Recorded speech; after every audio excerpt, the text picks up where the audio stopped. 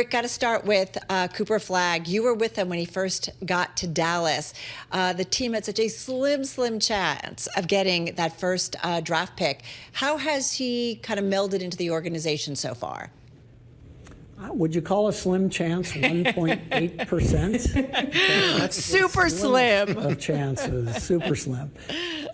He's been great. He arrived in town with his parents, his brother, grandparents. He's a testament to great parenting. I experienced that at Golden State, my last job with Steph Curry, and what great parenting can mean.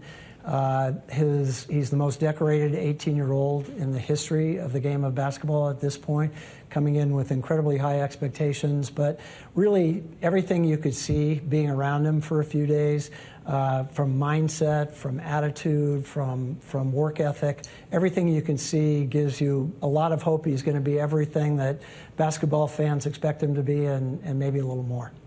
You know, Rick, he comes here to Dallas after a pretty tumultuous time for the franchise. At this point, from a business sense, are you doing okay? Did you lose season ticket holders? How about sponsorships? So I got here January 1st. I'm here because Dallas is such an amazing market. The history of fan support here is just incredible. We have an expression here, Mavs fans for life. And I walked into that trying to, just being thrilled to represent the Mavericks in this market. But trading Luka, which happened on February 1st, pretty much broke the internet. And it was not something that our fans expected, and certainly not something that they embraced. And so we went through 100 days of grieving, with our fan base, understanding what this kid meant to Dallas. But now with Cooper here, I think the focus again on the future. Sponsors are probably ringing our phone a little bit more than we've ever had before.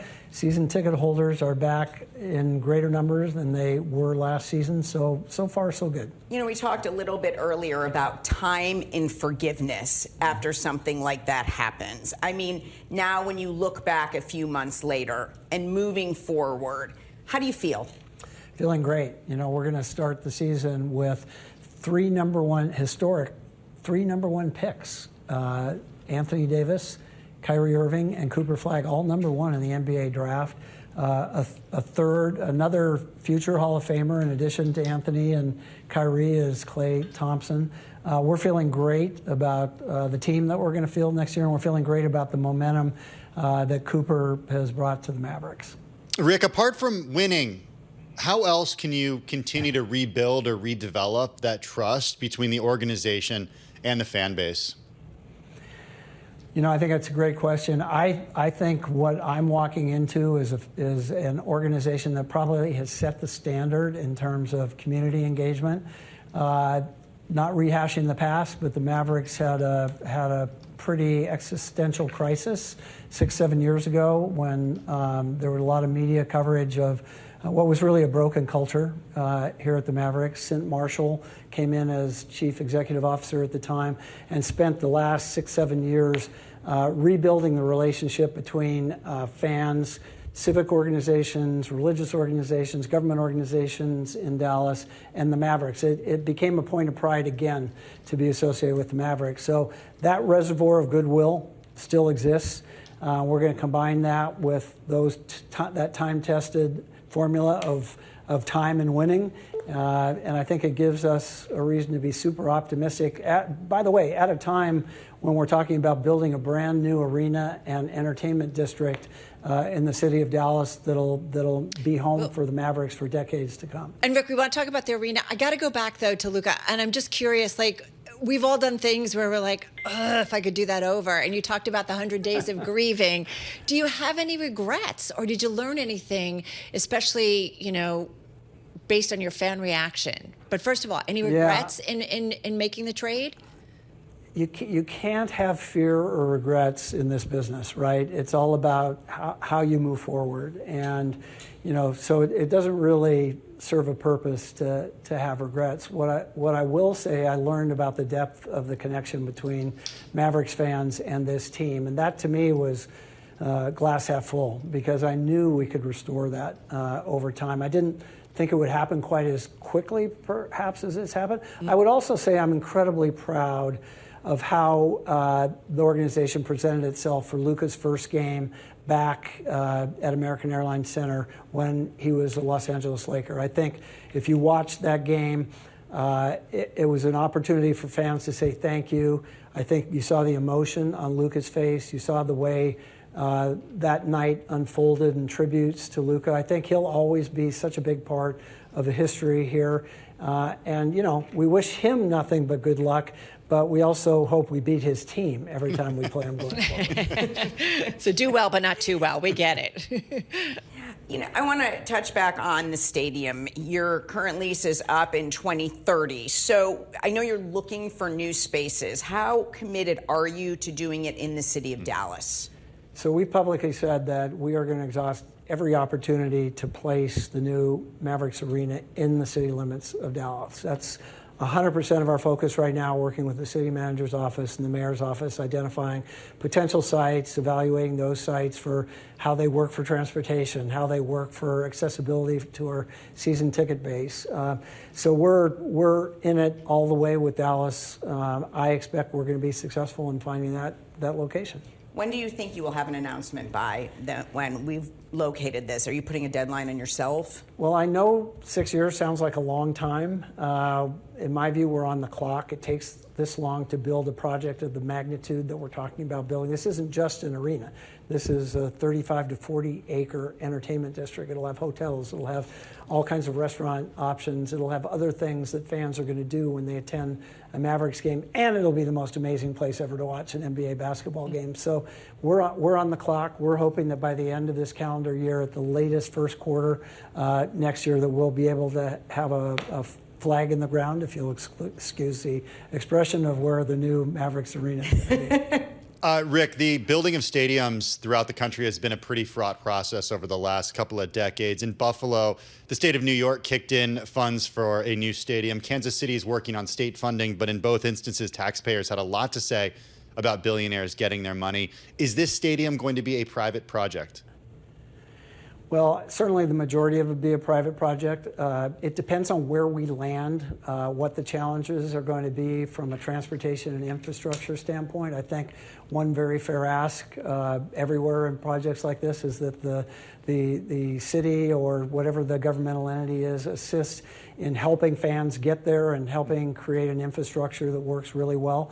But I don't, expect the level of funding that you've seen in some of the other projects, and we're not asking for that. We actually haven't asked for anything at this point. It's going to be very site-specific on the things that the city could do or is prepared to do. It'll have to be something that's very acceptable to the city government of Dallas, whatever that might be. All right, acceptable. Excuse me. So, do you think that they might change the whole state, if you will, when it comes to gambling? And I only bring that up because Bloomberg News did talk with Patrick Dumont, and when he first bought the club, he wants to see gambling in the state. They're spending money on lobbyists. We know gambling is illegal in Texas, but you talked about this new stadium, this new arena being an incredible entertainment space. Would you like to see gambling be a part of it? The two are absolutely not connected in any way. This project going forward is 100% focused on creating a sports entertainment district that does not include a casino or gambling component. So we're full speed ahead with that. That's the Sands Corporation. This is the Dallas Mavericks. And we have a project that we envision that does not include any sort of gambling component. Oftentimes when you talk about the NBA, then you go to the WNBA. And I frequently hear people saying, oh, the WNBA is having a moment. The WNBA has been around for a while, but now there's a lot of new eyes on it. And of course, Paige Becker's here in Dallas, along with Cooper Flagg. But with your experience working in the WNBA, what's your reaction to what we are seeing now in terms of the growth? I'm smiling because I can't, you know how I feel about the WNBA. I was at the NBA League office and was critical part of launching the WNBA. I love everything that's happening right now. I will say, taking a step back, this is a 28-year overnight success, okay? This isn't something that just happened. And I'm so happy for the players, the executives, the coaches that over the last 28 years have built a foundation that has allowed a Caitlin Clark and a Paige Beckers to come in now and ignite the kind of interest and enthusiasm there is around the WNBA. We're seeing now with all leagues media rights in the way of the future. I mean, the Mavs, you show the games locally, but you also have Mavs TV. What do you envision the future of media being for basketball? Well, Julie, you're hitting on the biggest local issue that we have right now in the economics of the NBA. That said, we're also next year launching a brand new national television agreement that more than triples the rights fees that teams will receive based on the new partnerships we have at the NBA, but at the national level. But locally, the model's broken. The regional sports network model is broken. And whether you're in baseball, hockey, or basketball, every team right now is trying to find a way to replicate the kind of economics and take those valuable local broadcasts. We haven't done it yet. We at the Mavericks, we have a direct-to-consumer offering, Mavs TV, which has more subscribers than any other comparable system in the NBA. We also have 2 over-the-air broadcasters, but it doesn't begin to replicate the economics. It does for reach, which is great. We got to figure it out, and we haven't figured it out yet. Hey, Rick, before we let you go, we touched on media just now. We've touched on the new stadium, and we've touched on, of course, the players. What else is the organization, and what are you doing at the organization to raise your valuation and to grow the business? Very briefly. Well, I think a lot of that is, frankly, top-down. I think the NBA is the best managed league in sports with Adam Silver and Mark Tatum. I think our Players Association is the most progressive with Andre Iguodala, David Kelly running that. And a lot of the valuation is really driven by what the NBA is as a league. And I think I've never been more excited, but this is my 47th year of involvement in the NBA. What's happening internationally with the NBA right now is just different than the opportunity that any of the other traditional American sports have. And I'm so excited that our league is focused on growing the sport of basketball and the business of the NBA internationally. Those things, that tripling of national television revenue, those are the things that are big components of driving valuations that are eye-popping these days.